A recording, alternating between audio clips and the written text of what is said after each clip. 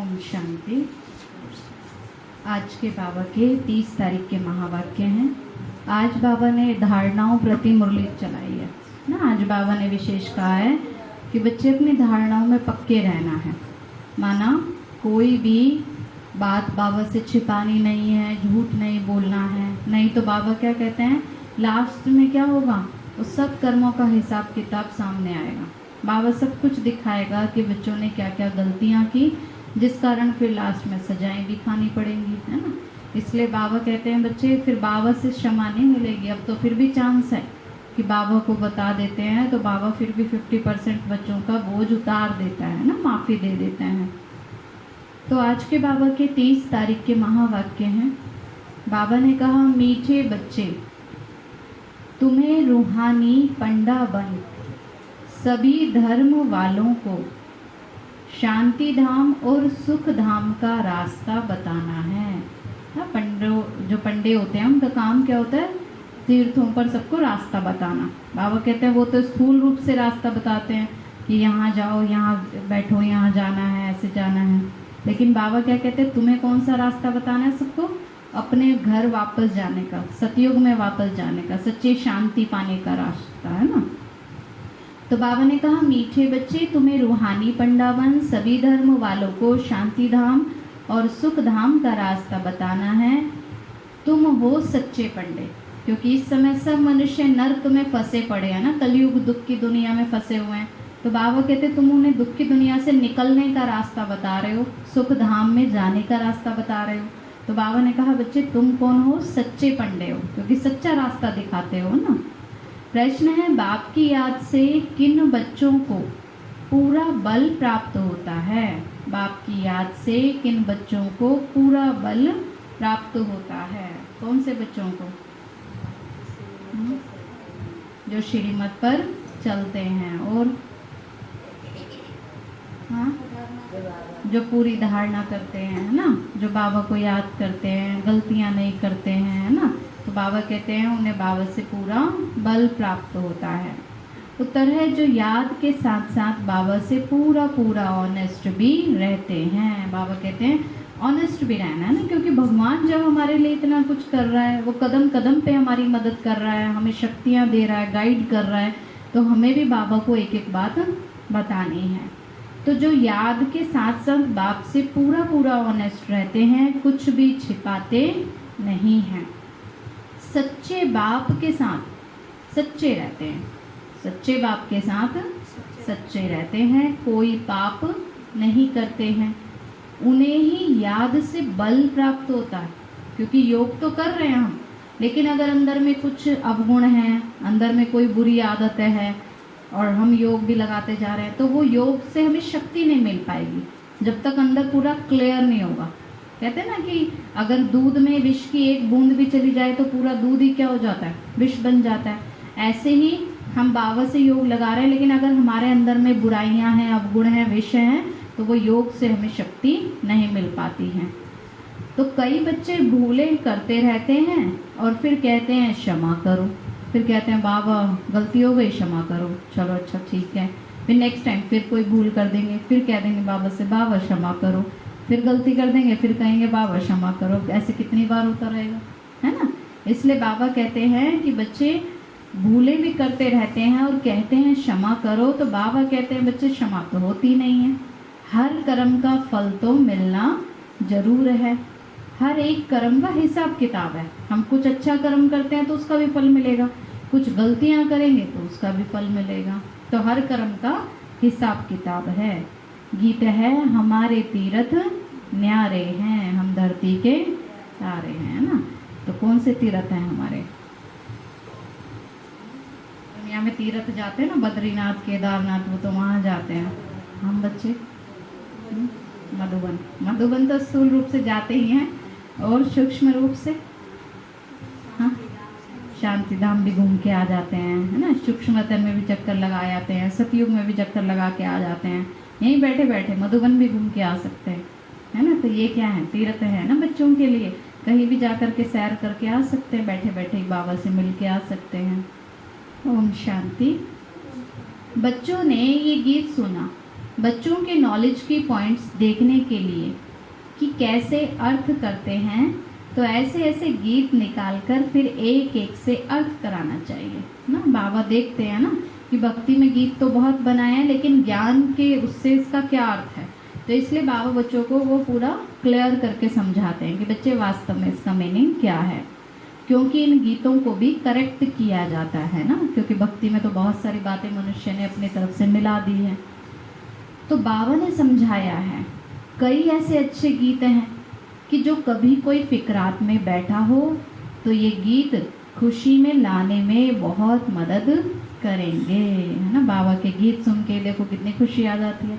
शुरू शुरू में हमें तो ज्ञान तो था ही नहीं, हम भी जब निकले थे हालांकि बहुत छोटे थे, लेकिन बस बाबा के गीतों को सुन सुन के अपने आप ही खुशी में आते रहते थे।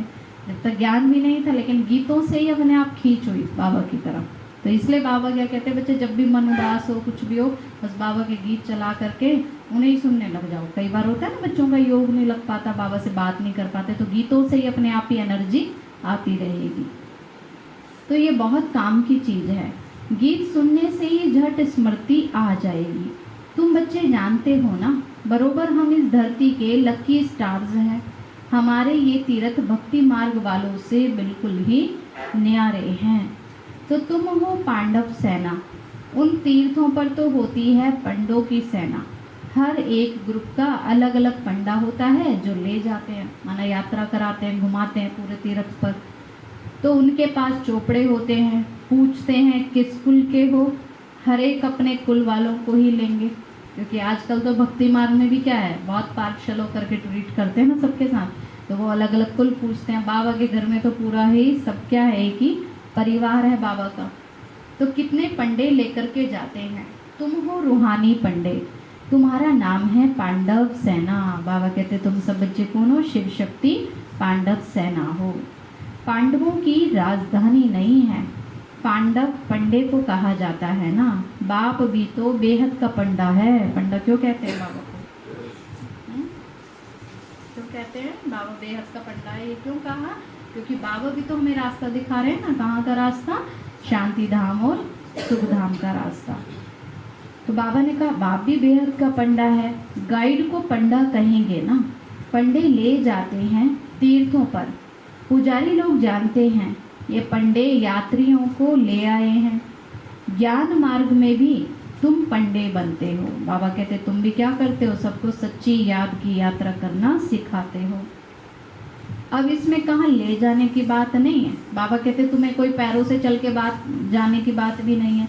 बच्चों को तो कैसे करना है यात्रा, कैसे करनी है यात्रा, मन और बुद्धि से, है ना। बस दिल की लगन चाहिए, तो बाबा की याद हो, कहीं भी घूम करके आ जाओ, चक्कर लगा के आओ, सतयुग में कितनी भी बार सैर करके आ जाओ, है ना। तो बाबा कहते बच्चे तुम्हारी यात्रा में कोई जाने की तो बात है नहीं।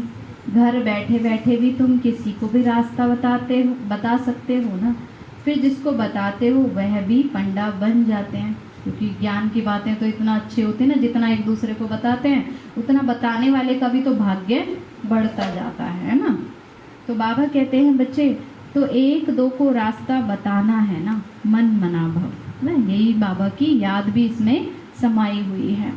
तुम्हारे में भी बहुत होंगे जिन्होंने तीर्थ किए होंगे, है ना। भक्ति में तीर्थ तो सभी करके आते हैं ना, किस किस ने किए हैं, नहीं किए हैं, कोई है जिसने नहीं किए हैं ना कोई तीर्थों पर तो भक्ति में गए हैं ना। तो यही तो भक्ति का फल है कि भगवान हमें मिला, इतना ढूंढ रहे थे ना उसको। तो बाबा ने कहा बच्चे तुम्हारे में भी बहुतों ने तीर्थ किए होंगे, बुद्धि में आता होगा बद्रीनाथ अमरनाथ कैसे जाना होता है। पंडे लोग भी जानते हैं ना, तुम हो रूहानी पंडे। तो यह तुम भूलो मत कि हम पुरुषोत्तम संगम युगी हैं। तुम बच्चों को एक ही बात बुद्धि में है कि हम मुक्ति और जीवन मुक्ति के पंडे हैं। ऐसे नहीं स्वर्ग के कोई अलग पंडे हैं, मुक्ति के अलग हैं। तुमको ये निश्चय है हम ही मुक्ति धाम में जा करके और फिर कहाँ आएंगे, फिर स्वर्ग में आएंगे, नई दुनिया में आएंगे। तो तुम नंबरवार पुरुषार्थ अनुसार पंडे हो। बाबा कहते हैं जैसे जैसे जिस बच्चे की अवस्था होती है वो वैसे ही दूसरों को समझाते भी हैं ना, ज्ञान का रास्ता बताते हैं। तो बाबा कहते हैं अब तुमको ये निश्चय है ना तो पंडे भी तो अनेक प्रकार के होते हैं। तुम फर्स्ट क्लास पंडे हो, सबको पवित्रता का ही रास्ता बताते हो। सबको पवित्र रहना है, क्योंकि पवित्र राजधानी में जाना है, पवित्र राजधानी में राज्य करना है, ऊंचा पद पाना है, तो क्या बनना है? पूरा पवित्र भी तो बनना है ना। दृष्टि बदल जाती है। तुमने प्रतिज्ञा किया है ना कि हम सिवाय एक के और कोई को याद नहीं करेंगे, क्योंकि जब तक ज्ञान नहीं होता तो दूसरी दृष्टि होती है मनुष्यों की। ज्ञान में आने से क्या होता है? दृष्टि वृत्ति परिवर्तन हो जाती है। तो बाबा ने कहा तुमने ही तो, बच्चों ने प्रतिज्ञा की है कि हम एक को ही याद करेंगे। भक्ति में भी तो कहते थे ना कि मेरा तो एक ही है ना, दूसरा ना कोई। तो बाबा हम आपको ही याद करेंगे। आपका बनने से हमारा बेड़ा पार होता है। भविष्य में तो सुख ही सुख है। बाबा कहते बच्चे दुख का दिन तो अब थोड़े से ही है, अब तो इस कलयुग का भी विनाश होने वाला जल्दी जल्दी, है ना। इसलिए बाबा कहते हैं अब जितना समय हो सके योग में रहकर तपस्या करके बस जल्दी जल्दी हिसाब किताब चुकतू करके पवित्र बन के घर वापस चलना है। क्योंकि अब बाबा कहते हैं फिर तो कैसी दुनिया में राज्य करेंगे? सुख की दुनिया में। इसलिए बाबा ने कहा बच्चे भविष्य में तो सुख ही सुख है। बाप हमको सुख के संबंध में ले जाते हैं। यहाँ तो क्या है? इस कलयुग में तो क्या है? हाँ, दुख ही दुख है। देखो पूरा जीवन मनुष्य स्ट्रगल करते रहते हैं, संघर्ष कि सुख मिल जाए, सुख मिल जाए, ये करने से सुख मिलेगा, ये करने से, लेकिन फिर भी फाइनली इस दुनिया में क्या मिलता है? दुख ही दुख मिलता है ना। ये तो है ही दुख धाम। इसलिए बाबा क्या कहते हैं बच्चे, ये असार संसार है जिसमें कोई सार नहीं है। इसलिए यहाँ पे उम्मीद नहीं रखनी है ना। हमें बाबा कहते हैं सोचना है, चिंतन करना है तो भविष्य दुनिया के बारे में, बाबा के बारे में, बाकी और कोई बातों को अपने मन में नहीं रखना है, क्योंकि कुछ फायदा नहीं है, कुछ भी नहीं मिलेगा। इस कलयुग की बातों को जमा करना मन में मतलब कूड़ा कचरा जमा कर रहे हैं, है ना। इसलिए बाबा कहते हैं बच्चे तो तुम्हें तो भविष्य नई दुनिया को याद करना है। इस दुनिया में तो दुख ही दुख है, सुख भी काग विष्ठा के समान है। क्योंकि थोड़ा सा सुख आता भी है तो मनुष्य मगन हो जाते हैं, बस फिर तो भगवान को भूल जाते हैं। लेकिन वो कितनी देर का सुख होता है? अल्पकाल का, थोड़े समय का। तो तुम तो पढ़ते ही हो नई दुनिया के लिए, तुम जानते हो ना मुक्ति धाम जा करके फिर यहाँ पर आएंगे। फिर कहाँ पर आएंगे? सतयुगी दुनिया में आएंगे ना। घर में तो जरूर आएंगे। ये है यात्रा याद के बल की। शांति धाम को भी याद करना होता है, बाप को भी याद करना होता है। बाप के साथ ऑनेस्ट भी होना चाहिए। बाप कहते हैं ऐसे नहीं कि मैं तुम्हारे अंदर को जानता हूँ, नहीं, तुम जो एक्ट करते हो उस पर बाबा समझाते हैं, पुरुषार्थ कराते हैं। कई बच्चे होते हैं ना भूले करते रहते हैं, बाबा को बताते नहीं, कहते भगवान तो जानी जाना ना रहा है, वो तो सब जानता है। लेकिन बाबा क्या कहते हैं बच्चे, तुम अपने आप से बताएंगे तो तुम्हारे ऊपर से पापों का बोझा उतर जाएगा। तो इसलिए बाबा कहते हैं बच्चे बाबा तो समझाते हैं ना, पुरुषार्थ कराते हैं। बाकी तुम कोई अवज्ञा अथवा पाप करते हो तो इसलिए यहाँ पूछा जाता है कि कोई पाप तो नहीं किया, क्योंकि पहले से ही आत्मा के ऊपर बहुत पापों का बोझ चढ़ा हुआ है। अब भी अगर पाप करते रहेंगे तो फिर कैसे उतारेंगे? और ज़्यादा चढ़ जाएगा, कई गुना होकर के चढ़ेगा। तो इसलिए बाबा पूछते हैं बच्चे कोई पाप तो नहीं किया। बाबा ने तो समझाया है, आंखें बड़ा धोखा देती हैं। क्योंकि आज मनुष्य कुछ भी गलती करते हैं तो पहले क्या करते हैं? आँखों से देखते हैं ना। किसी को देखेंगे क्रोध करेंगे, कोई चीज़ देखेंगे खाने का मन करेगा, कोई चीज़ देखेंगे पहनने का मन करेगा, है ना। तो बाबा क्या कहते हैं पहले कहाँ जा रही है? दृष्टि जा रही है ना इस दुनिया के दृश्यों में, तो उसी से ही फिर माया के जाल में बच्चे फंस जाते हैं। तो ये भी बताना चाहिए कि बाबा आज आँखों ने हमको बहुत धोखा दिया, है ना। ये भी बाबा कहते हैं बता दो बाबा को, कुछ भी गलती होती ना, जो जैसे बाबा कहते हैं बच्चे रोज रात को अपना पोता मेल दो, और अगर इंस्टेंट भी हमसे मान लो उसी वक्त कोई भूल हुई और उसी वक्त ही हम रियलाइज कर लेते हैं तो फिर सारे दिन में भी कोई भूल नहीं होगी। बार बार अपने, इसलिए बाबा कहते हैं मन को चेक करते रहो कि हमारे मन में चल क्या रहा है ना, हम कैसे शब्द बोल रहे हैं, कैसा व्यवहार कर रहे हैं। इसलिए बाबा कहते हैं अपनी चेकिंग करो। तो इसलिए बाबा कहते हैं ये बताना चाहिए कि बाबा आज आँखों ने हमको बहुत धोखा दिया। यहाँ तो डर रहता है, घर में जाता हूँ तो मेरी बुद्धि चलायमान होती है ना। कई बच्चे फिर ऐसे भी होता है, मधुबन में होंगे, सेंटर्स पर होंगे तो बड़ा टेंशन रखेंगे अपने ऊपर फिर घर में जाएंगे फिर वही पहले वाले ही माना करना शुरू कर देते हैं, वही आदतें रिपीट करने लग जाते हैं। इसलिए बाबा कहते हैं बच्चे फिर अपनी चेकिंग करके परिवर्तन भी तो लाना है ना। ये नहीं कि जैसे चल रहे हैं बस चलते ही जा रहे हैं, वैसे बदलाव ही नहीं होगा तो देवता कैसे बनेंगे फिर। तो बाबा ये हमारी बड़ी भारी भूल है, क्षमा करो, बाबा को बताना चाहिए ना। तो बाबा भी फिर शक्ति देता है, माना उस परिवर्तन लाने की, उस आदत को चेंज करने की बाबा से हमें मदद मिलेगी। बाबा कहते हैं क्षमा की इसमें बात नहीं है, ये तो दुनिया में मनुष्य करते हैं। कोई ने चमाट मारी, अच्छा माफ़ी मांगी, काम खलास। आजकल तो ट्रेंड चल गया सॉरी कह देने का, है ना। गलती कर देंगे, हाथ भी उठा देंगे किसी पर और फिर कह देंगे सॉरी, फिर अगली बार फिर ऐसे कर देंगे, फिर कह देंगे सॉरी, है ना। बाबा कहते हैं बच्चे ऐसे तो मन से रियलाइज करने की ज़रूरत है ना। ऊपर से खाली सॉरी कह दिया वो तो काफ़ी नहीं है ना। मन में हमें फील होना चाहिए कि हाँ हमसे ये भूल होती है ना, हमने ये गलती की है पर आगे से हमसे नहीं होगी। तो ऐसे माफ़ी मांगने में देरी थोड़ी ना लगती है, बुरे कर्म करते रहो और कह दो आई एम सॉरी। आजकल तो मनुष्य ऐसे ही करते हैं ना, चेंज तो लाते नहीं अपने अंदर। अब ऐसे थोड़ी चल सकता है, ये तो सब जमा होता जाता है। बाबा कहते हैं फिर भी हिसाब किताब तो सारा क्या हो रहा है, रिकॉर्ड हो रहा है जो हम गलती कर रहे हैं। खाली सॉरी सॉरी कह देने से वो हमारा पाप का बोझ उतरेगा नहीं। कोई भी उल्टा सुल्टा कर्म करते हो जमा तो होता है ना, जिसका फिर अच्छा या बुरा फल दूसरे जन्म में मिलता जरूर है। क्षमा की तो कोई बात ही नहीं, जो जैसा करते हैं ऐसा पाते हैं। बाबा तो बार बार समझाते हैं। एक तो कहते हैं बच्चे ये काम महाशत्रु है, क्योंकि काम विकार में फंस करके मनुष्य आदि मध्य और अंत दुख पाते हैं। अब देखो द्वापर युग के राजाओं की कहानी, कलयुग के राजाओं की कहानी कितना हमने सुनी है ना, कि जो भी उन्होंने राज्य गवाया किस कारण से, विकारों में फंसने के कारण, बुरी आदतों में फंसने के कारण। तो बाबा को कहते हैं, बाप को कहते ही हैं पतित पावन, पतित विकार में जाने वाले को ही कहा जाता है।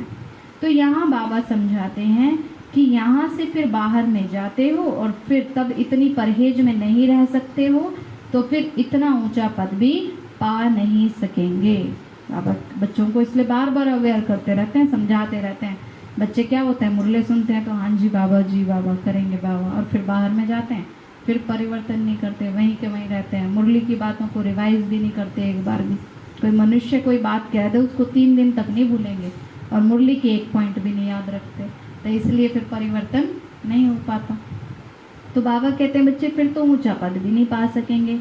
बाबा समाचार तो सुनते हैं ना, अब यहाँ तो बहुत हैं, अच्छा करते रहते हैं और फिर बाहर में जाने से हाँ क्या होता है, फिर धारणा नहीं करते, है ना। तो इसलिए बाबा कहते हैं केवल अच्छा नहीं करना है, लेकिन अच्छा बनना है ना, उसको धारण करना है। सतयुग में तो विकार की बातें होती ही नहीं है। अभी तो भारत का ये हाल है, वहाँ तो बड़े बड़े महलों में रहते हैं। सतयुग में तो भारत को क्या कहते थे, सोने की चिड़िया कहते थे, है ना। इसलिए तो आज कहते हैं ना कि देख तेरे संसार की हालत क्या हो गई भगवान, है ना, कितना बदल गया इंसान।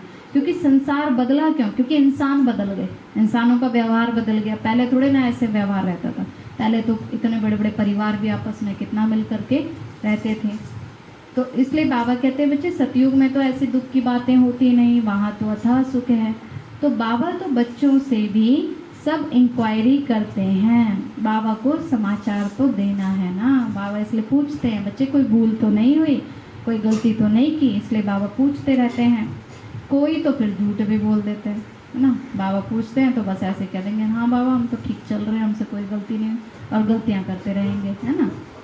तो झूठ भी बोल देते हैं। तो विचार तो करना चाहिए हम कितना झूठ बोलते हैं।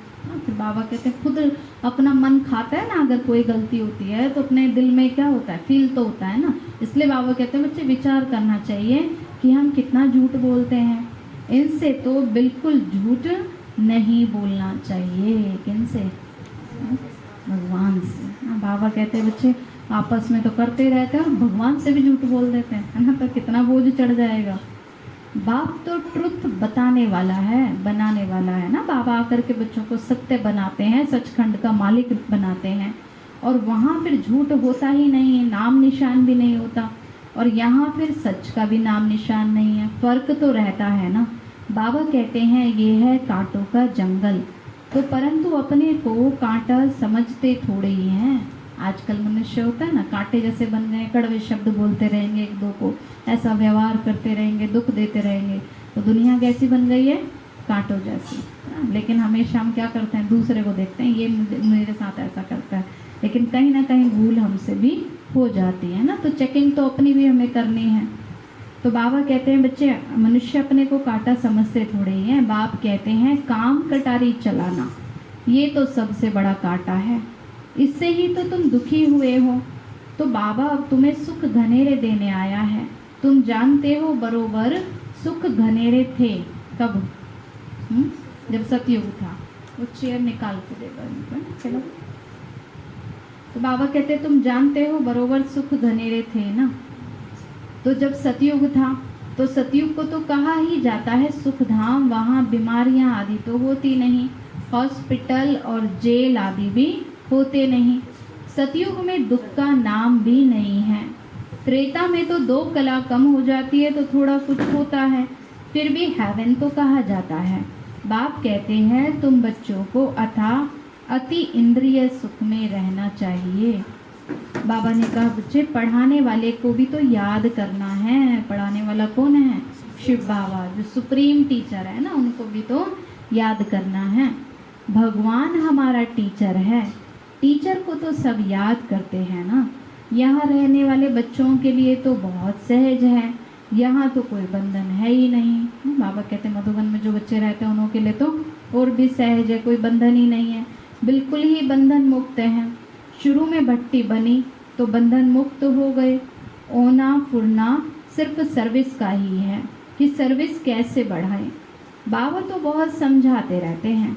बाबा के पास आते हैं, मास 1.5 बहुत उमंग रहता है, और फिर देखो ठंडे पड़ जाते हैं ना। बच्चे होते हैं कि थोड़ा दिन तक तो बहुत खुश रहेंगे कि हाँ बाबा बहुत बढ़िया लग रहा है, और फिर पुरुषार्थ भी करना शुरू कर देंगे एकदम से उमंग से, सबको सुनाएंगे भी कि हाँ हमने तो देखो इतना योग किया, इतनी सेवा की, ये किया, और फिर कुछ दिन के बाद फिर ढीले हो जाएंगे, है ना। क्योंकि आजकल मनुष्य क्या है, शो ऑफ भी कर देते हैं ना। हाँ थोड़ा थोड़ा गैप बना लो जितना पॉसिबल हो सके। यहाँ पे जैसे थोड़ा आगे हो सकते हो, यहाँ पे ये एक सीधी लाइन बना लो आप। हाँ आप आ जाओ थोड़ा, हाँ और गैप कर लो, और सब अपना मुंह पे मास्क लगा लो। हाँ क्योंकि अपनी सेफ्टी है ना, नहीं तो एक दूसरे से भी इफेक्ट होता है ना थोड़ा। ठीक है ठीक है, हाँ ठीक है। ये ना रत्नाबेन दरवाजा खोल लो, खोल लीजिए। रीना बहन आप दरवाजा खोल करके यूं फिर बैठ। ठीक है, चेयर्स एक हो जाए, ठीक है ठीक है। तो बाबा ने कहा कि बच्चे टीचर को तो सभी याद करते हैं, यहाँ रहने वाले बच्चों के लिए बहुत सहज है, यहाँ कोई बंधन नहीं है ना, इसलिए बाबा बहुत समझाते रहते हैं। तो मास 1.5 तो बहुत उमंग रखते हैं, और फिर देखो ठंडे पड़ जाते हैं। क्योंकि कई बच्चे होते हैं ना कि पुरुषार्थ भी करते हैं तो मान सम्मान पाने के लिए, दिखावा करने के लिए, और वो थोड़ा भी ना मिले तो बस ढीले हो जाएंगे। तो बाबा कहते बच्चे शो ऑफ करने की तो कोई बात ही नहीं है, पुरुषार्थ तो अपना गुप्त है ना। अंदर से हमारी अवस्था कितनी अच्छी है, कितना हम बाबा के साथ कनेक्ट रहते हैं, कितना हम योग में रहते हैं, कितना हम बाबा से ऑनेस्ट हैं, तो ये हमें अपनी चेकिंग करनी है।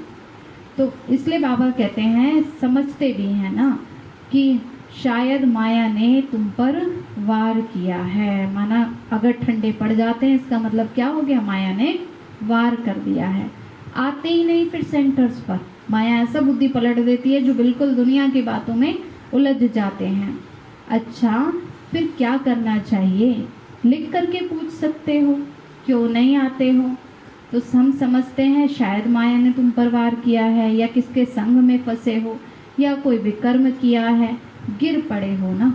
क्योंकि कहीं ना कहीं माया में आकर्षित हो जाते हैं बच्चे, तभी तो क्या होता है, भगवान से दूर हो जाते हैं, माया खींच लेती है अपनी तरफ। रोज बाबा इतना समझाते हैं फिर भी अपनी मनमत पर चलकर अपना भाग्य खराब कर लेते हैं ना।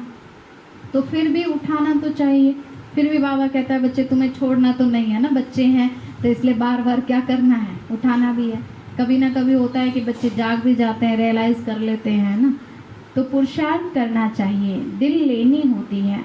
तुम चिट्ठी लिख सकते हो, बहुतों को लज्जा आती है तो फिर फां हो जाते हैं, माना गलती कर देते हैं, विकारों में फंस जाते हैं, तो फिर रियलाइज होता है तो फिर भगवान से दूर हो जाते हैं, चले जाते हैं मायावी दुनिया में, यहाँ से भी होकर जाते हैं।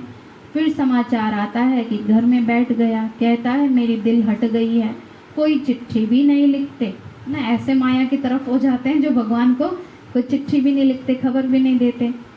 तो बाबा ने कहा बच्चे, तो चिट्ठी में फिर लिखते हैं कि आपका ज्ञान बहुत अच्छा है परंतु हम पवित्र नहीं रह सकते। फिर कई बच्चे ये भी रियलाइज करते हैं, माना बाबा को लिखते हैं कि बाबा ज्ञान तो बहुत अच्छा है लेकिन हमसे धारणा नहीं होती है, इसलिए छोड़ दिया। कहते हैं मेरे में इतनी ताकत नहीं है, कहते हैं, कई तो कहते हैं ना हम नहीं चल सकते इतना नियमों पर। अब जब थोड़ी धारणा नहीं करेंगे तो प्राप्ति भी कहाँ से होगी। कहते हैं ना डॉक्टर से जब हम दवाई लेते हैं तो डॉक्टर थोड़े परहेज भी तो बताता है ना। अब हम दवाई खाते रहें और परहेज ना करें तो दवाई से आराम तो नहीं लगेगा। ऐसे ही भगवान हमें कुछ नियम बता रहा है, वो भी एक ही जन्म के लिए, और एक जन्म में से भी देखो अब तो कुछ साल ही रह गए हैं। तो बाबा कहते हैं बच्चे इतने से टाइम के लिए अगर तुम धारणा करोगे तो अनेक जन्म तक तुम्हारा भाग्य कितना ऊंचा बन जाएगा, तकदीर ही बाबा कहते हैं पूरी चेंज हो जाएगी। लेकिन फिर भी बच्चे क्या कह देते हैं, हिम्मत आ जाते हैं, बाबा हमसे नहीं हो सकता, हम नहीं कर सकते। तो कहते हैं ज्ञान तो अच्छा है परंतु मेरे में इतनी ताकत नहीं है, सिर्फ लिख देते हैं। विकार देखो कैसे गिरा देते हैं, यहाँ हाथ भी उठाते हैं कि हम सूर्यवंशी नर से नारायण बनेंगे। शुरू शुरू में होता है ना, बच्चों को उमंग आता है, पूछते हैं क्या बनेंगे, कहते हैं हम तो सूर्यवंशी बनेंगे। लेकिन फिर क्या होता है, फिर ढीले हो जाते हैं, पुरुषार्थ ही नहीं करते हैं। तो ये नॉलेज है ही नर से नारायण, नारी से लक्ष्मी बनने की। बाबा कहते हैं गुड़ जाने और गुड़ की गोथरी जाने, है ना। अब बच्चों की क्या अवस्था है ये तो बच्चे खुद जानते हैं और बाबा भी जानते हैं। तो ये बाबा की गोथरी है ना, गोथरी किसको कहते हैं, ब्रह्मा बाबा को, है ना। शिव बाबा आकर इनके तन में बैठते हैं तो ये अच्छी तरह से पूछते हैं, इनके पास तो समाचार भी आते हैं। वह शिव बाबा तो कहते हैं मैं तो पढ़ाने आता हूँ, जो पढ़ेंगे लिखेंगे होंगे नवाब। और दुनिया में क्या कहते हैं, हाँ, खेलेंगे कूदेंगे होंगे खराब, है ना। माना जो इस दुनियावी बातों में फंसे रहेंगे, यहाँ का खाना पीना घूमना फिरना फैशन ये करना वो करना, तो वो क्या हो जाएंगे, अनेक जन्मों के लिए वंचित रह जाएंगे, खाली रह जाएंगे। तो इसलिए बाबा कहते हैं बच्चे दृष्टि को बहुत बदलना है। माना जो हमारी दैहिक दृष्टि है ना, कलयुगी दुनिया की तरफ हमारी बुद्धि जाती रहती है, इसको क्या करना है, चेंज करना है। तभी तो फिर हमें भगवान से जो प्राप्ति हो रही है ना वो हमें नजर आनी चाहिए कि भगवान हमें क्या दे रहा है और दुनिया से हमें क्या मिलेगा। तो कदम कदम पर खबरदारी चाहिए, याद से ही तो कदम कदम में पदम है। बहुत बच्चे फेल हो जाते हैं, सर्विसेबल पंडे भी फेल हो जाते हैं। तुम जब याद की यात्रा पर हो पवित्र रहते हो। कोई तो यात्रा पर भी ऐसे शौकीन ही जाते हैं जो शराब आदि भी अपने साथ वहाँ ले जाते हैं। कई तो होता है ना केवल घूमने फिरने के उससे, आजकल तो मोस्टली ऐसे ही दिखावे के लिए हम यहाँ तीर्थों पर जा रहे हैं, उधार ना कुछ भी करते नहीं, ना खान पान की शुद्धि रखते हैं, ना शराब आदि भी साथ में छिपा करके रख देते हैं। बड़े बड़े आदमी तो इसके बगैर रह नहीं सकते। अभी वह फिर तीर्थ क्या काम के रहेंगे, फिर ऐसे तीर्थ करने से क्या प्राप्ति होगी। लड़ाई वाले भी बहुत शराब पीते हैं, शराब पी जा करके एरोप्लेन सहित स्टीमर के ऊपर गिरते हैं, ना इतना नशा कर लेते हैं जो फिर उनको मरने का भी डर भी नहीं रहता है। स्टीमर भी खत्म तो खुद भी खत्म। तो अभी तो तुमको मिलता है ये ज्ञान का अमृत, बाकी तो याद की यात्रा है मुख्य बात, जिससे फिर तुम 21 जन्म के लिए एवर हेल्दी वेल्दी बनते हो। बाबा ने कहा था ये भी लिख दो कि 21 जन्म के लिए एवर हेल्दी एवर वेल्दी कैसे बन सकते हो, ये आकर के समझो। भारतवासी जानते हैं ना, बरोबर भारत में तो बहुत बड़ी आयु थी तब, सतयुग में सबकी है ना कितनी एज रहती है, 150, 150 से कम नहीं होती किसी की भी। तो बाबा कहते हैं स्वर्ग में कभी कोई बीमार भी नहीं होता है ना। स्वर्ग में देवी देवताओं की आयु 150 वर्ष की थी, वहाँ कोई बीमारी की, कोई दुख की, कोई चिंता की बात है ही नहीं ना। कभी सुना है कि लक्ष्मी जी को बुखार हो रखा है ना, या नारायण जी हॉस्पिटल में एडमिट है, कभी भी नहीं सुना है ना, क्योंकि वहाँ तो शरीर भी कंचन काया होती है, क्योंकि आत्मा शुद्ध होती है तो आत्मा के कारण शरीर भी ऐसा ही पवित्र मिलता है। तो बाबा कहते हैं वहाँ विकार होते ही नहीं, 16 कला संपूर्ण थे। कहते हैं ये कैसे हो सकता है। अब कई इस पे भी क्वेश्चन उठाते हैं। बाबा कहते हैं बच्चे, जब दिन का समय होता है ना तो दिन ही होता है, उस समय रात नहीं होती ना। जैसे सुबह हम देखेंगे तो उस समय ऐसे थोड़ी कि बीच बीच में रात दिख रही, बीच बीच में दिन दिख रहा है, ऐसा तो नहीं होता। ऐसे जब सतयुग का समय होता है तो सतयुग माना ही क्या कि सच्चाई, पवित्रता, सुख शांति की दुनिया, तो वहाँ कोई दुख की बातें होती नहीं। लेकिन कहानियों में क्या दिखा दिया, वहाँ भी सीता को परेशान ऐसे होते हुए दिखाया। बाबा कहते हैं बच्चे ऐसे वहाँ पर कोई दुख की बातें होंगी ही नहीं। तो बोलो वहाँ 5 विकार ही होते नहीं हैं। क्यों नहीं होते? क्योंकि इस समय बाबा क्या करा रहे हैं, 5 विकारों पर बच्चों को विजयी बना रहे हैं। तो वहाँ भी अगर ये विकार होते तो फिर उसको राम राज्य क्यों कहते, पैराडाइज क्यों कहते, स्वर्ग उसको क्यों कहते, अगर वहाँ भी ये सब बातें होती तो बाबा कहते हैं देवताएं भी तो, वहाँ तो राम राज्य फिर कैसे होता। देवताएं जब विकारों में गिरते हैं तो वह चित्र भी तुमने देखे हैं, बड़े गंदे चित्र होते हैं। अब ये बाबा कहते हैं हमने जो देखा है वह बताते हैं। माना इस समय जो मनुष्य की बुद्धि जैसे जैसे अपवित्र होती जाती है तो फिर उन्होंने देवताओं के चित्र भी ऐसे ही बना दिए हैं। लेकिन बाबा क्या कहते हैं बच्चे, वो तो बाद के हैं ना, द्वापर युग और कलयुग के बाद के हैं। शिव बाबा कहते हैं मैं तो सिर्फ नॉलेज देता हूँ, शिव बाबा ज्ञान की बातें सुनाते हैं। तो ये अपने अनुभव की बातें भी सुनाते रहते हैं। फिर कौन, ब्रह्मा बाबा 2 है ना, दोनों पिता मिले हैं ना बच्चों को, बाप और दादा दोनों साथ में हैं। ये भी अपना अनुभव बताते रहते हैं। साकार मुरली में तो ज़्यादातर ब्रह्मा बाबा अपना अनुभव सुनाते हैं। तो हर एक को अपनी लाइफ का तो पता है ना। तुम जानते हो आधा कल्प से पाप करते आए हो। बाबा कहते हैं कोई थोड़ा बहुत पाप का बोझ नहीं चढ़ रहा आत्मा के ऊपर। कितने जन्मों का चल रहा है, 63 जन्मों का चढ़ रहा है। तो बाबा ने कहा इतने आधा कल्प से पाप करते आए हो, फिर वहां पर कोई पाप नहीं करेंगे। कहाँ, सतयुग। क्योंकि अभी बाबा पूरा पवित्र बनाते हैं ना बच्चों को, ताकि वहां पर शुद्ध आत्मा हो जाए एकदम, कोई पाप ही नहीं करेंगे। यहाँ तो पावन कोई है नहीं। तुम बच्चे जानते हो अभी रियल भागवत चल रहा है ना। अब सच्चे में प्रैक्टिकल में बाबा हम बच्चों को सच्चा ज्ञान दे रहे हैं। ये है रियल भागवत, जिसमें हम अपना परिवर्तन करते हैं। सच में इस ज्ञान को जीवन में धारण करके हमारे विचार परिवर्तन होते हैं, व्यवहार परिवर्तन होता है। तो ये है ना रियल भागवत। केवल भक्ति की तरह नहीं कि कहानियां सुन ली और फिर वहीं के वहीं है ना, वैसे के वैसे ही रहे। तो भगवान बैठ करके बच्चों को नॉलेज सुनाते हैं। वास्तव में तो होनी चाहिए एक ही गीता। बाकी शिव बाबा की बायोग्राफी क्या लिखेंगे ये भी तो तुम जानते हो। क्योंकि आजकल भक्ति में गीता भी अलग अलग प्रकार के मनुष्यों ने बना दी, अपनी अपनी मतें उसमें ऐड कर दी हैं। लेकिन बाबा क्या कहते हैं बच्चे, सच्चा गीता ज्ञान तो इस समय हमें मिल रहा है ना। क्योंकि घर घर में महाभारत चल रही है, युद्ध का मैदान बनी हुई है ना दुनिया, मनुष्य के मन के अंदर युद्ध चल रही है। और इस समय बाबा हमें सच्चा गीता ज्ञान दे रहे हैं। तो बाबा कहते हैं बच्चे ये भी तुम जानते हो, ये कोई भी किताब आदि भी कुछ भी रहेगा नहीं, क्योंकि विनाश सामने खड़ा है। कितने भी भले मोटे मोटे शास्त्र भी बना दिए हैं, लेकिन लास्ट में तो बाबा कहते हैं सब कुछ खत्म होना है। फिर ये पुरुषार्थ की नॉलेज भी खत्म हो जाएगी। फिर सतयुग में ये सब बातें हमें याद नहीं रहेंगी। बाबा कहते सतयुग में तो तुम बच्चे आराम से राज्य करेंगे, वहाँ थोड़ी याद रहेगा कि हम ऐसे मुरली सुनते थे, योग करते थे, बाबा ने पढ़ाया था।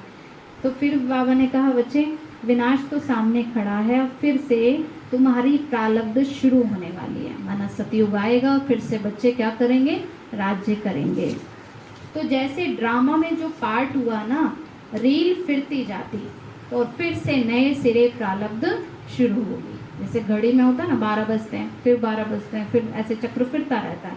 ऐसे ही सृष्टि का चक्र भी फिरता रहता है। कलयुग पूरा होगा फिर सतयुग शुरू हो जाएगा। जैसे रात पूरी होती है फिर दिन आ जाता है। तो इतनी सब आत्माओं में अपना अपना ड्रामा का पार्ट नूंदा हुआ है।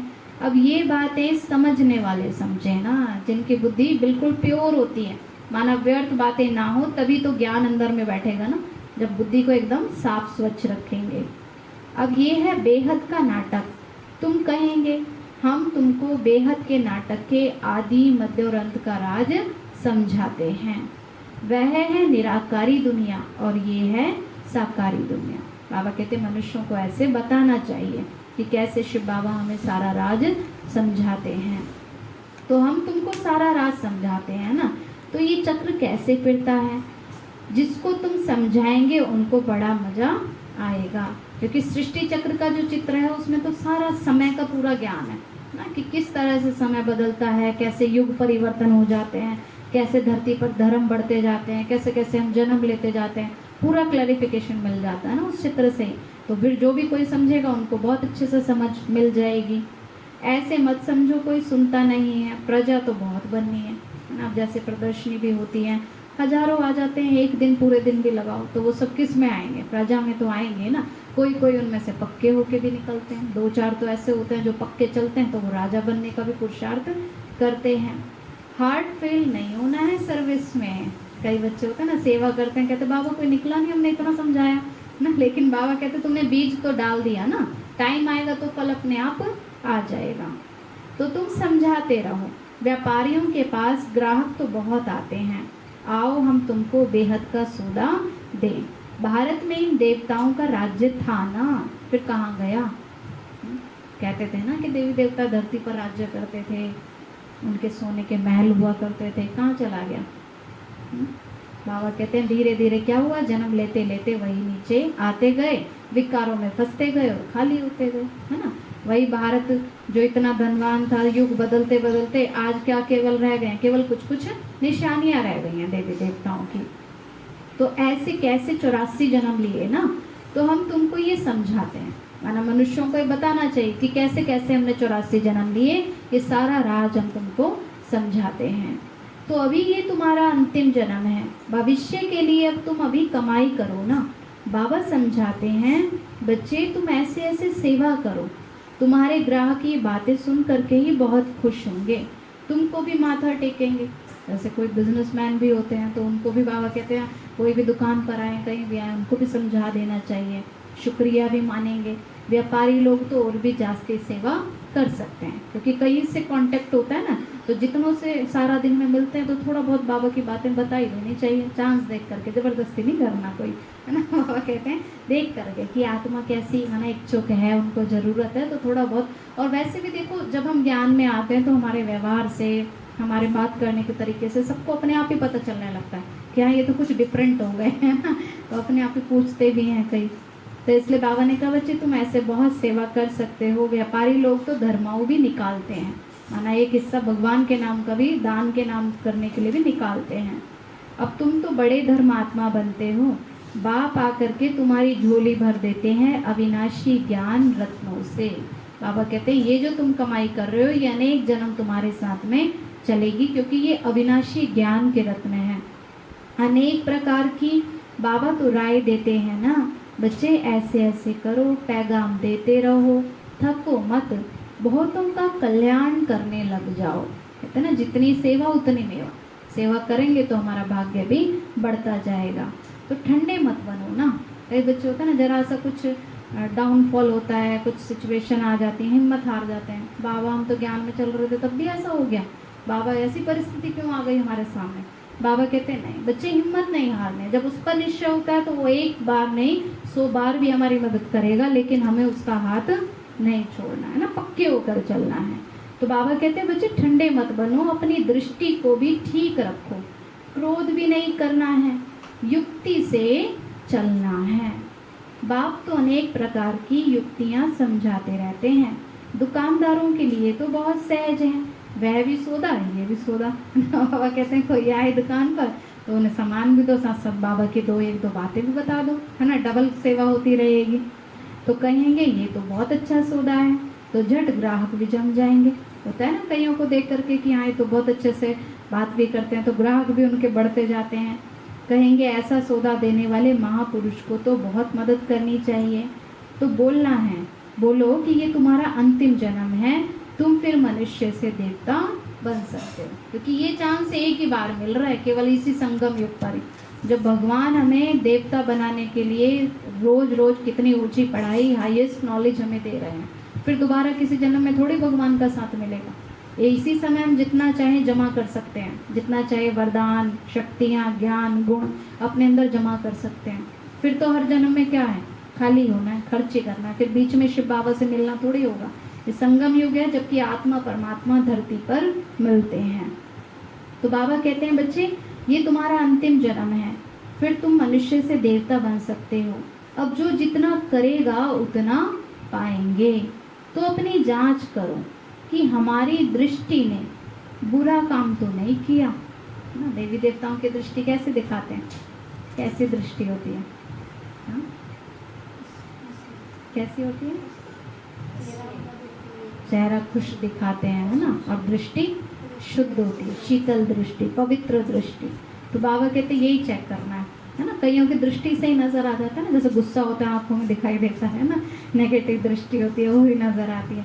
तो बाबा इसलिए कहते हैं बच्चे तुम्हारी दृष्टि कैसी होनी चाहिए, है ना। तो चेक करना है कि हमारी दृष्टि ने कोई बुरा काम तो नहीं किया, स्त्री तरफ रग तो नहीं गई, कहीं दैहिक दृष्टि माना देह अभिमान में हमारी बुद्धि तो नहीं जाती। लज्जा आएगी तो छोड़ देंगे, अपने आप ही रियलाइज कर लेंगे कि हमारी दृष्टि गलत है।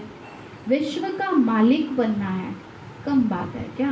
पूरा अपने अंदर देवताई गुण लाने होंगे ना, वो लक्षण धारण करने अपने अंदर। तो बाबा कहते हैं बच्चे पुरुषार्थ तो कदम कदम पे करना है। जितना पुराना भक्त होगा वह बहुत खुश होगा, थोड़ी भक्ति की होगी तो वह कम खुश होगा, है ना। जिसकी भगवान के प्रति सच्ची प्रीत है, जो इतने समय से ढूंढ रहा था, अब जब संगम युग पर भगवान स्वयं मिल जाते हैं तो उन बच्चों को क्या होती है, खुशी भी तो होती है ना। ये भी हिसाब है समझने का। बुद्धि कहती है कि अब तो हम जाएंगे अपने घर, फिर नई दुनिया में नया कपड़ा पहन करके पार्ट बजाएंगे, है ना। कौन से घर जाना है? ये तो नहीं सोच रहे जल्दी मुरली पूरी हो, जल्दी जाए। बाबा कहते हैं अब अपना घर माना शांति धाम। वैसे भी तो देखो आज दुनिया मनुष्य दुखी हैं, तो कहते हैं भगवान हमें तो ऊपर ही बुला ले, है ना। तो बाबा सच्ची में लेने आए हैं तो बच्चे फिर तैयार नहीं होते जल्दी जल्दी, है ना। अब बाबा तो इंतजार कर रहे हैं कि बच्चे अब जल्दी घर वापस चलना है। तो फिर नई दुनिया में आएंगे, ये शरीर छोड़ेंगे और golden spoon in the mouth. फिर सतयुग में तो बाबा कहते हैं तुम भोजन भी सोने के चम्मच से करेंगे, सोने के महलों में रहेंगे, कोई दुख की बात ही नहीं होगी। अच्छा मीठे मीठे सिकील दे बच्चों प्रति माता पिता बाप दादा का याद प्यार और गुड मॉर्निंग। रूहानी बाप की रूहानी बच्चों को नमस्ते। रूहानी हम बच्चों की रूहानी माता पिता बाप दादा को नमस्ते नमस्ते नमस्ते बाबा नमस्ते। धारणा के लिए मुख्य सार है, दृष्टि से कोई भी बुरा काम नहीं करना है। दृष्टि से कोई भी बुरा काम नहीं करना है, अपनी दृष्टि को ही पहले बदलना है। बाबा कहते हैं कि कहीं भी दृष्टि जाती है तभी तो मनुष्य गलत करते हैं ना, कुछ देखा बस बुद्धि उसमें चली गई, आकर्षित हो गए। तो इसलिए बाबा कहते हैं कहीं भी हमारी आंखें डूबे ना, माना फंसे ना कहीं भी दृष्टि, तो अपनी दृष्टि को ही पहले बदलना है। कदम कदम पर सावधानी रखते हुए पद्मों की कमाई जमा करनी है। कदम कदम पर सावधानी रखते हुए पद्मों की कमाई जमा करनी है। जब भी फुर्सत मिलती है तो बेहद का सौदा करना है। बेहद का सौदा क्या होता है? बाबा कहते हैं बाबा के ज्ञान रत्न सबको बांटने हैं, है ना। बाबा से लेते जाना है और सबको देते जाना है।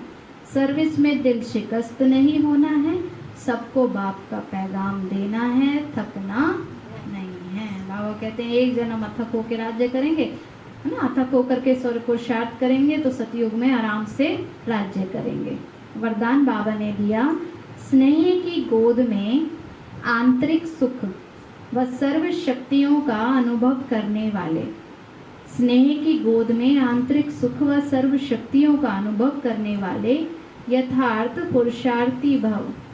जो यथार्थ पुरुषार्थी हैं वे कभी भी मेहनत व थकावट का अनुभव नहीं करते। बाबा कहते जिनका सच्चा प्यार है ना बाबा से, उनको पुरुषार्थ करना मजबूरी नहीं लगती। कई बार बच्चे कहते हैं ना बाबा ने क्या रखा अमृत वेले, क्या करें उठना ही पड़ेगा, ऐसे नहीं। अगर बाबा से हमारा सच्चा प्यार है, सच्ची लगन है, तो उनको कभी भी मजबूरी नहीं लगेगी, थकावट नहीं लगेगी। उनको भगवान की बातें मानना जैसे खुशी होगी, जैसे होता है ना जिससे हमारा दिल का स्नेह होता है, वो कुछ भी कहे वो काम करने के लिए रेडी हो जाएंगे। हाँ अच्छा चलो ठीक है। कोई प्यार से बोलते हैं तो कहते हैं ना हम 2 के बजाय आपके 10 काम भी कर देंगे, आप प्यार से बात करते हो ना। ऐसे आजकल दुनिया में होता है ना। तो बाबा से अगर सच्चा स्नेह है तो फिर भगवान जो हमें कह रहा है वो बातें मानना हमें अच्छा लगेगा, मजबूरी नहीं लगेगी।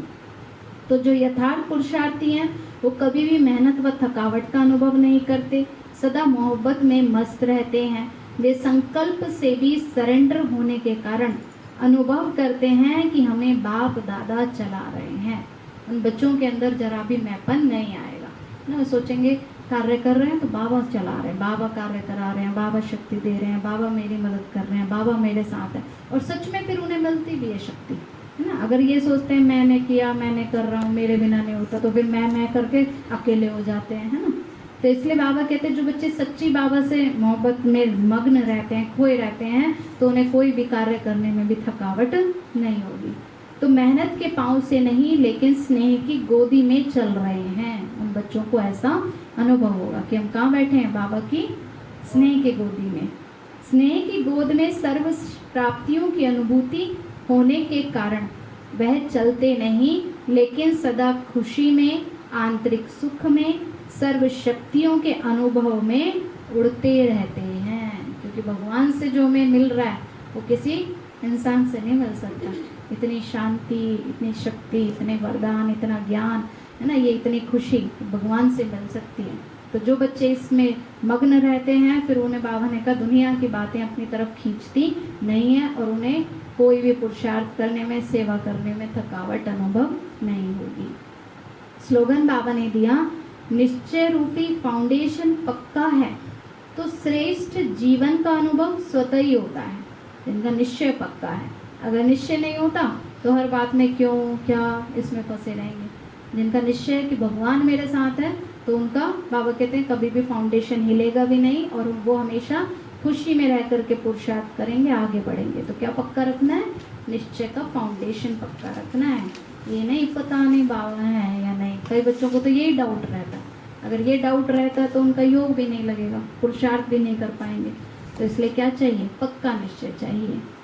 अच्छा, आज बाबा ने कहा मीठे बच्चे तुम्हें रूहानी पंडा बन करके सभी धर्म वालों को शांति धाम और सुख धाम का रास्ता बताना है। तुम हो सच्चे पंडे। प्रश्न है, बाप की याद से किन बच्चों को पूरा बल प्राप्त होता है। उत्तर है, जो याद के साथ साथ बाप से पूरा ऑनेस्ट रहते हैं, कुछ भी छिपाते नहीं हैं, सच्चे बाप के साथ सच्चे रहते हैं, कोई पाप नहीं करते हैं, उन्हें ही याद से बल प्राप्त होता है। कई बच्चे तो भूले करते रहते हैं, फिर कहते हैं क्षमा करो। बाबा कहते हैं बच्चे क्षमा तो होती नहीं, हर एक कर्म का हिसाब किताब होता है। अच्छा, ओम शांति। गीत कौन सा था, गीत कौन सा था, हमारे तीर्थ न्यारे हैं, हम धरती के तारे हैं। अच्छा, अभी बाबा को हम शुक्रिया करेंगे।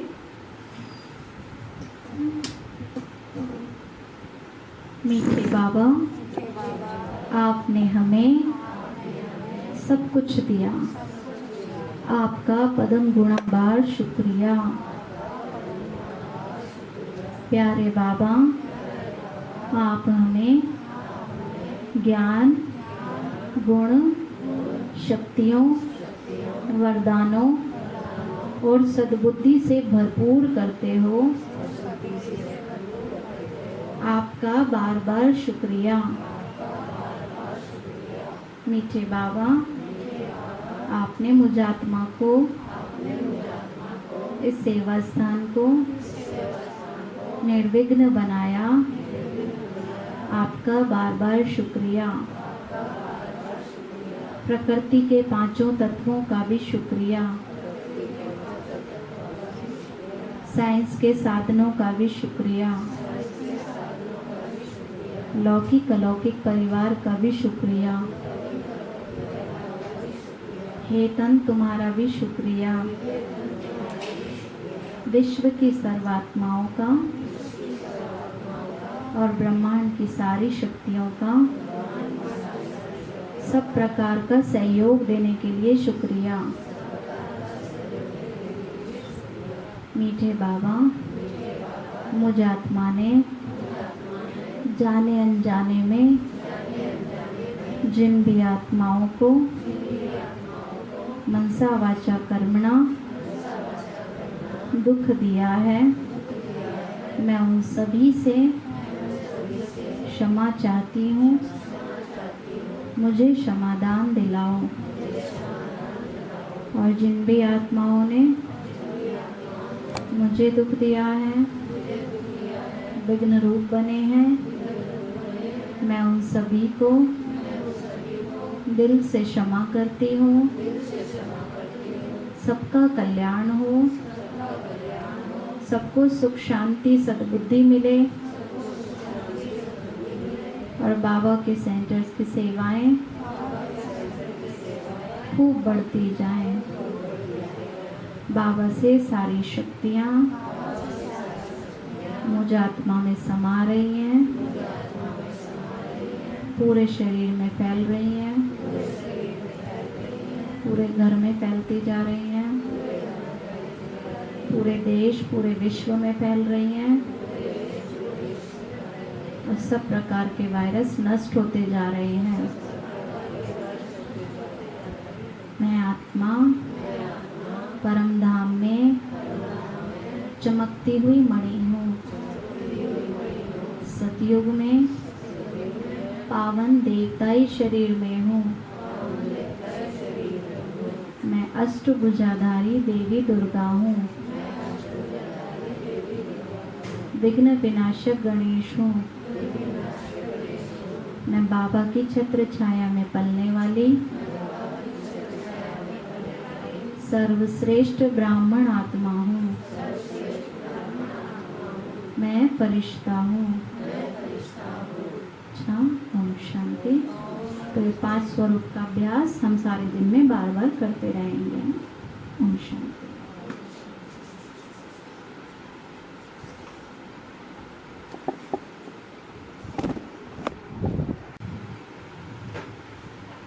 ओम शांति। आज के बाबा के 30 तारीख के महावाक्य हैं। आज बाबा ने धारणाओं प्रति मुरली चलाई है ना। आज बाबा ने विशेष कहा है कि बच्चे